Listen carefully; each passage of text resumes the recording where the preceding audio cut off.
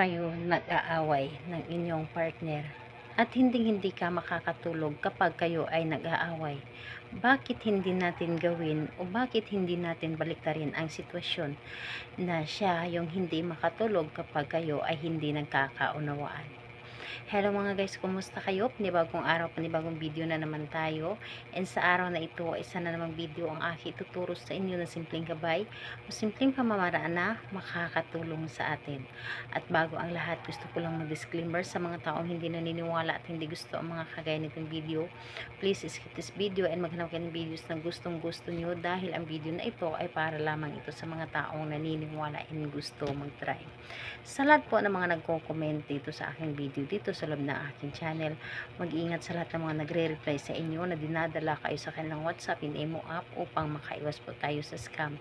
Ngayon po, ituturo ko sa inyo paano natin hindi patulugin ang ating partner kapag kayo ay hindi nagkakaunawaan. Ito ay pwedeng gawin sa parehas ang kasarian, babae ito babae, and lalaki ito lalaki. And syempre na naman sa ating babae at lalaki na mag-partner. And dito po is wala tayong ibang gagamitin kundi ang sarili lamang natin. Kailangan lamang dito na maghanda ka at kailangan na alam mo sa iyong sarili na gustong gusto mo itong gawin at hindi ka nagdududa at alam mo sa iyong sarili na buo ang inyong loob sa paggawa dito. And kailangan na tiwala at paniniwala sa paggawa ninyo dito dapat. So, ayun po. Kapag ready ka na, pwede mo na itong umpisahan. Sa paggawa mo dito, madali lang. So, kapag yung time na mag-aaway kayo, ang gagawin po ninyo ay palihim ninyong sasambitin sa inyong isip ang kanyang pangalan. So, ilang bisis po? 7 bisis ito. Palihim po. Kailangan nasa focus ka. And kapag time na nag-aaway kayo, dapat ay buruhan nyo muna ang kanyang galit or ang inyong galit po. At saka mo sasambitin na sa inyong isip yung pangalan at apelyido niya.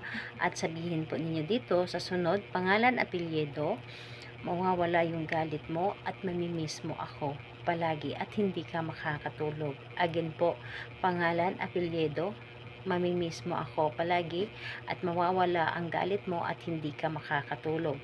So, 7 bisis mo itong ulit-ulitin na pagkasambit at asahan ninyo ang taong ginawa ninyo nito ay hindi makakatulog at hindi mapakali hanggat hindi ito makipagbati sa inyo. Gagawin niya ang lahat para lang makipagbati sa inyo or maging okay kayong dalawa. So, ayun po. Kailan ito pwedeng gawin? Anytime po tuwing kayo ay nag-aaway or hindi nagkakaunawaan. Pwede mo itong gawin kahit saan po kayo at anong oras basta hindi kayo ay nagkakaunawaan. Isip lamang ang gamitin natin dahil ang isip po ay sobrang makapangyarihan. So, salamat po. Bye-bye everyone. God bless.